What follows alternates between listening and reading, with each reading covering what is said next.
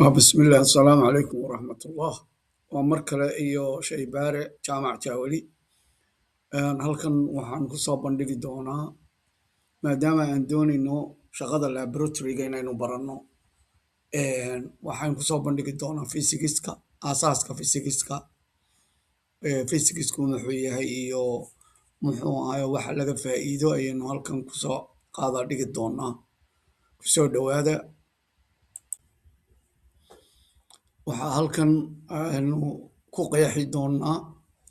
xoog waa maxay force waa maxay xoog waa awoodda loo isticmaalo si loo dhaqaajiyo shay meel yaallay waa sawirka saad ka aragtaan awoodda uu qofkaasi sawirkaas qofka ku riixayo shayga yaallay ayaa la yidhaahaa force ama af soomaali waa xoog marka waxa weeye xooggaasna xoog kale oo la mida ayaa kasoo horjeeda marka waa in mid xoog bataa oo saa'id noqda si uu u dhaqaajiyo shaygii halkanna waxaynu lagu macnaynayaa noocyada xoogga waxaa ka mid ah cufjiidka ama gravitational pull yacni waa waxa dhulkaynagu haya dhulkan aynu ku dul soconno haddii aan gravitigaasi jirin ama cufjiidkaas dhulka korkiisa si caadiya umaynan soconeen ama waan duulduuli lahayn ama derbiyada aynu ku dhecdheci lahayn marka ilaahay wuxuu inoo sameeyey cufjiid inagu haya dhulka wax kasta oo aynu doonnana aynu ku fadhiisiino dhulka halkanna waa dhaqaaq ama motion gaadhigu iyo dadkii saarnaaba yacni way socdaan meel bay taagnaayeen way dhaqaaqeen marka motion baa la yidhaaha waa dhaqaaqaas uu dhaqaaqay weeye wuxuuna ku dhaqaaqayaa dabcan matoor iyo taayiro iyo waxbaa isbiirsaday halkanna waa xawaaraha iyo dardargelinta af ingiriisna waxay ku tahay waa speed iyo acceleration marka hadde marka gaadhigu dhaqaaqo wuxuu leeyahay saliidda marka waad dheerayn kartaa waad gaabin kartaa waa meesha laga xukumo xawaaruhuna waa inta uu jarayo beer kilomitr ama beer second intuu jarayo weeye waa maxay tamari ama tamar waa maxay af ingiriiska waa energy tamartu waa awoodda ka jirta alaabada inay sameeyaan shaqo ama dhaqaaq wixii nool way dhaqaaqayaan ama tamar baa inagu jirta xoog baa inagu jira waa enerjigii aynu cuntada ka helnay caafimaadka aynu ka helnay ayaa inagu jirta taa awgeed baynu wax ku dhaqaajin karnaa marka waa awooddaas weeye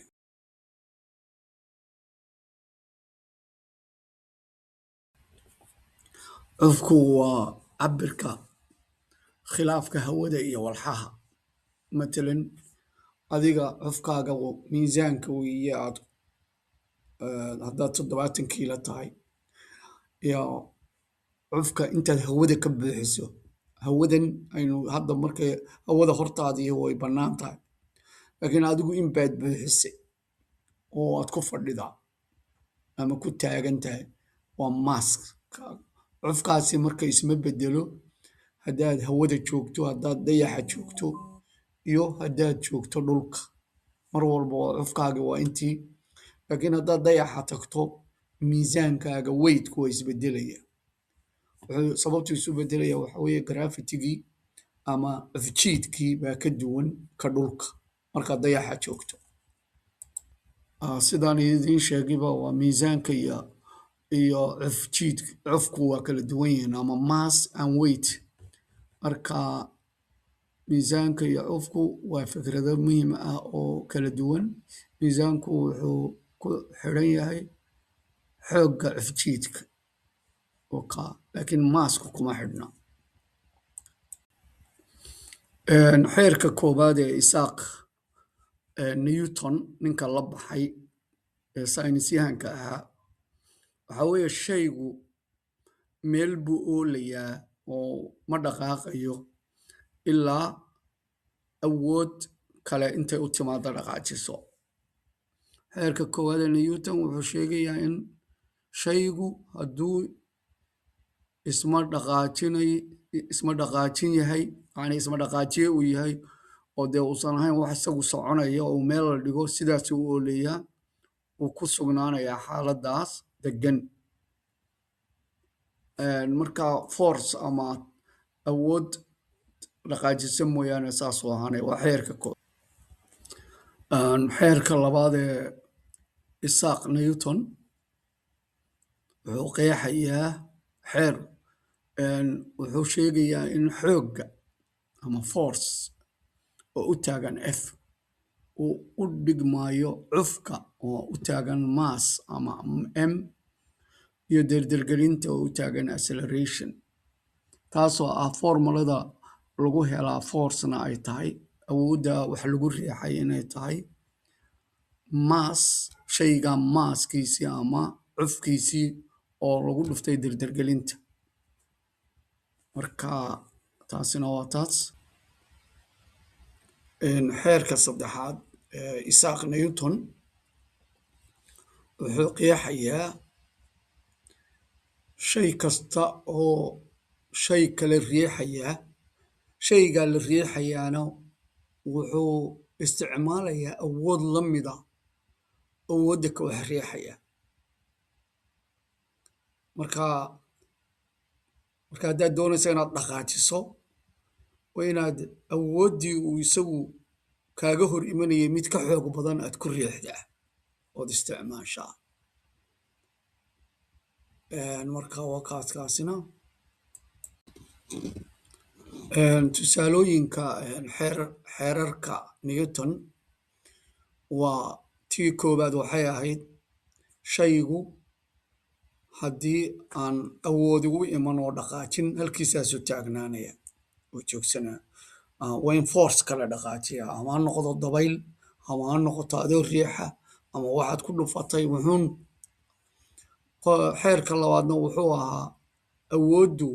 waxay la mid tahay cufka oo lagu dhuftay derdergelinta. xeerka saddexaadna waxa weeye in wax kastaa quwadda aad ku riixayso ay kaala hor imanayaan mid la mid ah, waa la mid forcekii aad ku riixaysay uu kaala hor imanayay baa isla eg. isku soo wada duubo fysicsku waa cilmiga sayniska qaybtiisa lagu baranayo matter oo af soomaali ku ah walxo, energy oo af soomaali ku ah tamar, motion oo ku ah af soomaali dhaqdhaqaaq,